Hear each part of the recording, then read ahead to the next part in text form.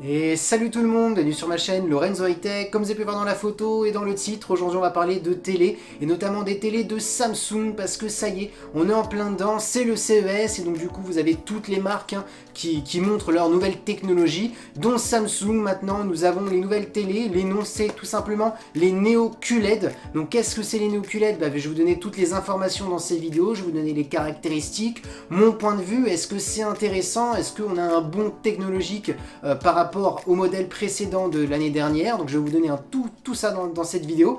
Mais avant de commencer la vidéo, si vous n'êtes toujours pas abonné à ma chaîne YouTube, abonnez-vous, elle est 100% high-tech. N'oubliez pas d'activer la petite cloche de notification pour être alerté lorsque je publie une vidéo. Ou sinon ma page Instagram Lorenzo High Tech, je donne souvent des informations, des promotions, tout ça en story. Et maintenant, c'est parti. Du coup, la nouvelle gamme de Samsung cette année s'appelle le Neo QLED. Alors pour les gens qui se disent mais c'est quoi cette nouvelle technologie?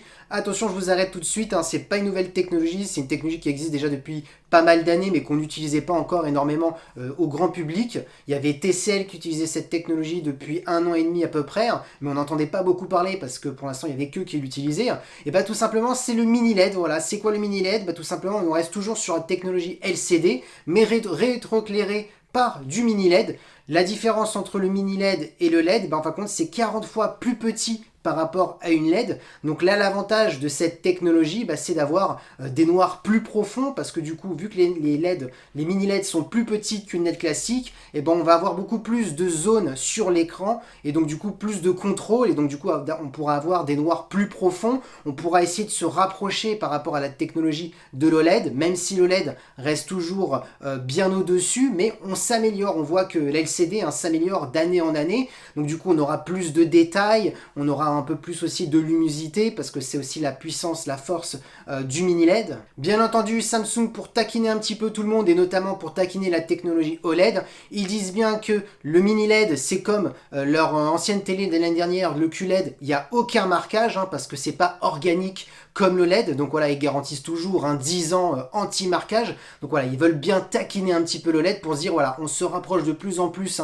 de l'OLED, et en plus, on n'a pas les inconvénients de l'OLED, comme le marquage, où je sais que ça peut embêter certaines personnes, parce que j'ai vu pas mal de commentaires sur ma chaîne. J'avais posé une question: est-ce que vous avez de l'OLED chez vous? Vous avez déjà eu du marquage? Et c'est vrai que j'ai eu beaucoup de réponses, oui, j'ai eu du marquage, donc, et en plus avec une utilisation classique. Donc c'est vrai que ça peut être embêtant, malheureusement, même si ça commence à s'améliorer de plus en plus, mais le risque zéro n'existe pas. Ensuite, Samsung a parlé du Quantum Dot, comme quoi il était toujours présent comme ses modèles précédents. Là sur les Neo QLED, on a le mini LED plus le Quantum Dot, donc ils ont insisté voilà, avec ces deux technologies, on aura une meilleure qualité d'image par rapport au modèle précédent, qu'on aura des taux de contraste élevés, des noirs beaucoup plus profonds grâce au mini LED par rapport au QLED de l'année dernière. Ensuite, bien entendu, ils ont parlé de l'HDR, de l'HDR10, de l'HDR10+, voilà, on a toutes les compatibilités HDR. Sauf bien entendu, comme d'habitude, on n'a toujours pas de Dolby Vision sur ces téléviseurs. Samsung n'a pas cédé.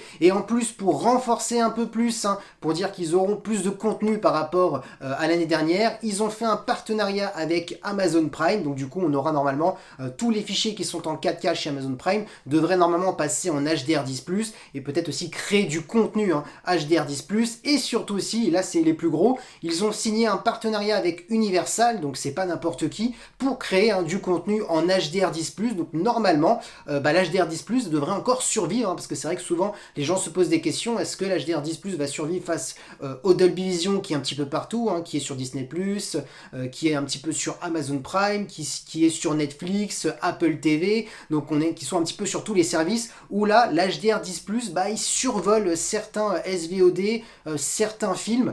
C'est vrai que c'était un peu compliqué, c'est vrai d'acheter un téléviseur à 2000 € et de ne pas avoir du Dolby Vision. On se pose souvent la question: est-ce que ça va améliorer le contenu avec le partenariat avec Amazon Prime et bien entendu Universal? Ça, on verra. J'ai pas encore fini de comparer le Dolby Vision avec l'HDR10+, tout simplement pour contrer le Dolby Vision IQ qui existe déjà depuis un bon bout de temps chez pas mal de constructeurs. Pour les gens qui ne savent pas c'est quoi le Dolby Vision IQ, tout simplement c'est un système qui permet d'améliorer la qualité d'image par rapport à l'ambiance de la pièce. Donc je vous donne un exemple: si chez vous par exemple vous avez peut-être trop de lumière, et avec les capteurs, toute la technologie que vous avez dans votre télé, l'image va s'adapter à votre environnement, donc peut-être augmenter un peu plus de luminosité, un peu plus de contraste. Si vous êtes complètement dans le noir, peut-être pour pas vous abîmer les yeux, le téléviseur va baisser un petit peu en luminosité, il va changer la qualité. Et bah pour contrer cette technologie qui n'existait pas chez les téléviseurs Samsung avec l'HDR10+, et bah maintenant nous allons avoir cette technologie à peu près similaire, ils appellent ceci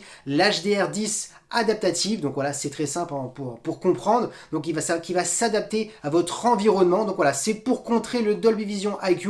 Samsung croit vraiment à leur technologie HDR10+. Autre information importante, et là ça va être intéressant pour les amoureux du cinéma qui sont vraiment très minutieux en termes de réglage. Alors vous savez bien, sur votre télé, vous avez tous un mode standard, un mode cinéma. Et bien là, ce qui va être de plus, en plus, sur les nouveaux téléviseurs 2021 de Samsung, c'est le mode Filmmaker Mode, qui existe déjà chez certains constructeurs. Bah ça y est, ça va arriver chez Samsung. Tout simplement, c'est un mode qui va désactiver tous les réglages, tous les mauvais réglages, tous les circuits, pour essayer de passer le film comme l'a souhaité, en tout cas le mieux possible, comme l'a souhaité le réalisateur. Donc là, ça va être vraiment un mode pour les amoureux de la qualité, donc ça va être intéressant d'avoir ceci. Et surtout le point positif, normalement, à moins qu'il y ait du changement, donc je me fie aux informations, on verra, on attend un petit peu, il y aurait une mise à jour qui permettrait d'avoir ceci sur les anciens modèles de l'année dernière, donc tout ce qui est modèle Q80T, 95T, bien entendu, les modèles haut de gamme, pas entrée de gamme, donc ça peut être intéressant d'avoir une petite mise à jour qui permettrait d'acquérir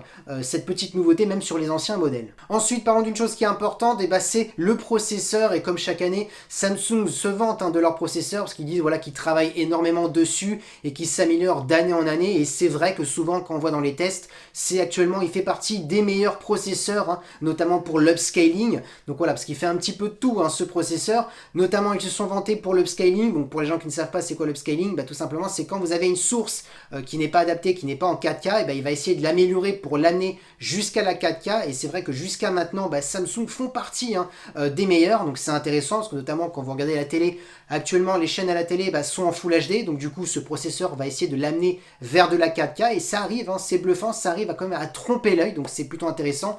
Pareil, bien entendu, si vous regardez un film sur Netflix qui est en Full HD, il va essayer de l'amener vers de la 4K, donc c'est fait exprès pour essayer de profiter au maximum de votre téléviseur en termes de qualité d'image.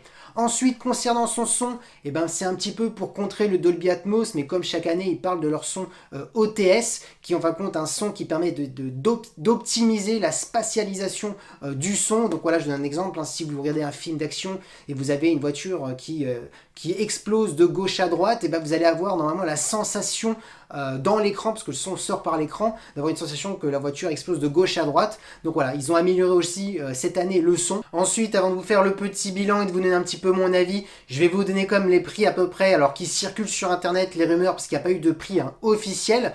Les modèles en 4K, parce qu'en tout il y a eu 4 modèles, 2 gammes pour de la 4K, 2 gammes pour la 8K. Donc pour la gamme 4K, normalement on devrait être dans les alentours entre 2500 € jusqu'à 5500, 6000 €. Et pour la gamme 8K, on sera entre 3500 et un peu plus de 10 000 €. Donc voilà, c'est encore des gros tarifs, c'est vrai, mais il y a quand même une baisse de prix, notamment pour la 8K, comparé aux modèles qui sont sortis il y a 2-3 ans, parce qu'il faut quand même le savoir que des modèles 8K chez Samsung, ça fait quand même un certain temps qui existent, mais par contre, c'était des modèles, ça commençait à partir de 6 000 €, pouvant aller jusqu'à 30 000 €. Là, on voit quand même qu'il y a quand même une chute de prix, donc ça veut dire que d'ici quelques années, 1 an ou 2 ans, peut-être on en aura des prix, au même prix que de l'OLED, pourquoi pas, pour avoir de la 8K. Du coup, mon avis sur ces téléviseurs, bien entendu par rapport aux caractéristiques sur le papier, parce que vous savez bien que aujourd'hui personne, même les journalistes, même les testeurs ne peuvent pas tester les produits, parce qu'à cause du coronavirus, le CES il est virtuel, donc bien entendu il faudra attendre que les téléviseurs arrivent dans les boutiques pour pouvoir les tester, bien entendu.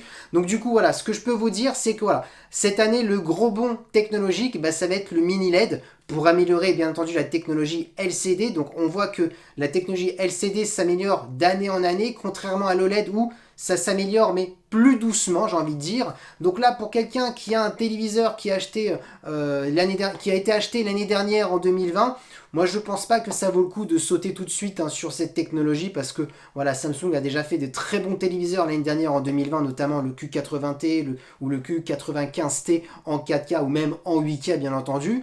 Maintenant, pour quelqu'un qui a un téléviseur qui date déjà depuis un certain temps, là oui, si bien entendu vous aimez bien la technologie LCD et tous ses avantages comme certains de ses inconvénients, blanc, et bien entendu, là oui, je peux vous dire, foncez sur ces téléviseurs quand ils arriveront normalement vers mars, tout simplement parce que la technologie mini LED, c'est ce qui va quand même énormément changer la qualité d'image, parce que comme je vous ai dit au tout début de la vidéo, on est 40 fois plus petit par rapport à une LED, et donc du coup on va se rapprocher un peu plus en termes de contraste, en termes des noirs profonds, on va se rapprocher de l'OLED, même si déjà sur les modèles de l'année dernière c'était quand même déjà impressionnant, et c'est pour ça qu'on voit quand même que l'LCD s'améliore de plus en plus par rapport à l'OLED, et c'est vrai que l'écart est beaucoup plus petit par rapport à avant.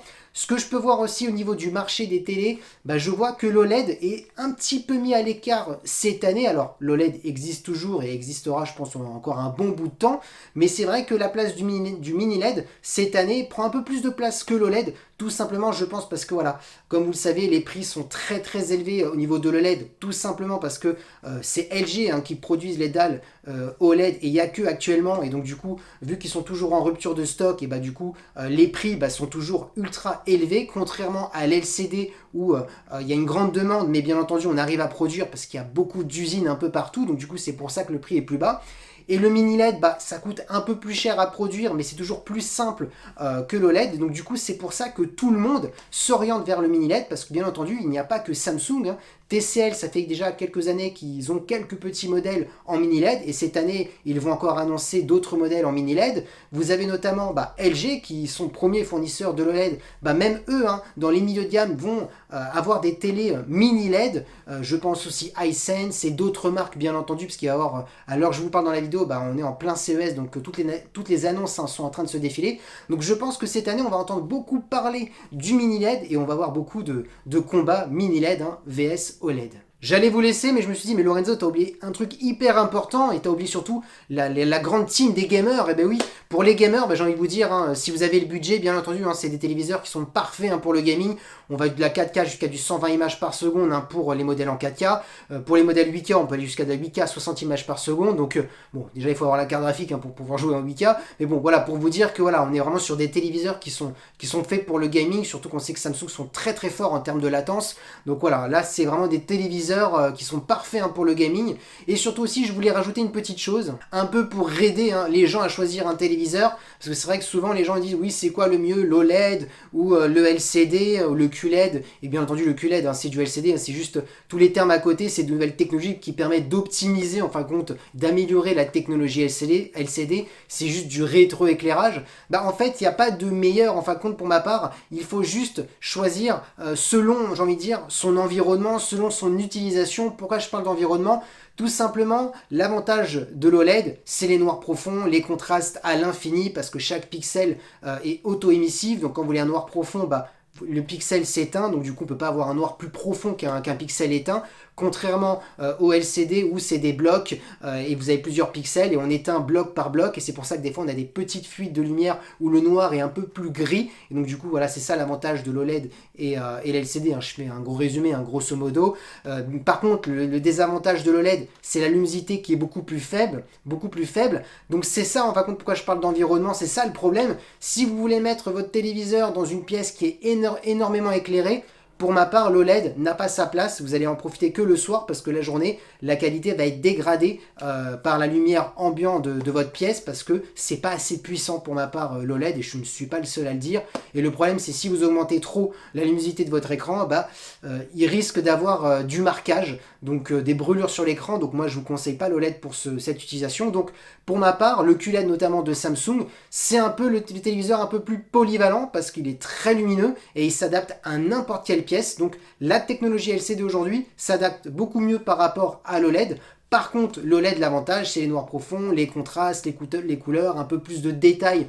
Des fois, sur certaines scènes, ça se ressent par rapport au QLED de Samsung notamment. Donc voilà, tout dépend vraiment de votre utilisation. Si vous êtes quelqu'un qui regarde énormément à la télé avec pas mal d'icônes en bas, à droite, à gauche, l'OLED, moi je ne vous conseille pas trop parce qu'il risque peut-être d'avoir quelques marquages. J'en ai eu la cause, donc c'est pour ça que je vous le dis, et j'ai pas mal dans mon entourage qui ont eu des brûlures, donc, et sur des modèles récents, donc c'est pour ça que souvent on dit oui c'est les anciens modèles, non, même les nouveaux modèles, le risque zéro n'existe pas, et même les constructeurs le disent, pour un petit peu se protéger. Si vous êtes quelqu'un qui fait beaucoup de gaming, vous voyez qu'il y a beaucoup de choses fixes, c'est un petit peu, voilà, moi je conseille pas trop l'OLED, je serais plus sur l'LCD. Maintenant, si vous êtes quelqu'un qui regarde des films le soir, qui a besoin d'un téléviseur très lumineux, bah, l'OLED c'est parfait pour le cinéma. Si vous êtes quelqu'un qui veut mettre le téléviseur un peu partout, qui veut pas réfléchir et qui aime bien aussi avoir une luminosité un peu pétante, voilà, pour avoir vraiment une belle luminosité, bah là je vous conseille vraiment le QLED. Bon, maintenant je vais arrêter parce que là la vidéo dure trop longtemps, surtout que d'ici quelques semaines, je vous présenterai sur ma chaîne un téléviseur de la marque Samsung, un téléviseur QLED. Je n'en dis pas plus, je ne vais pas dire le modèle. Donc voilà, donc c'est pour ça que je préfère m'arrêter, parce que là j'ai déjà fait une longue vidéo là je trouve, donc je sais pas combien de temps elle va durer, mais je pense bien plus de 10 minutes. Donc du coup je m'arrête parce que je sais qu'on reparlera de Samsung et de télé bientôt. Donc voilà, j'espère que la vidéo vous a plu. Si c'est le cas, n'oubliez pas le petit pouce like, de vous abonner sur cette chaîne YouTube et d'activer la petite cloche de notification pour être alerté lorsque je publie une vidéo. Ou sinon ma page Instagram Lorenzo High Tech, je donne souvent des informations, des promotions, tout ça en story. Et maintenant je vous dis à très bientôt.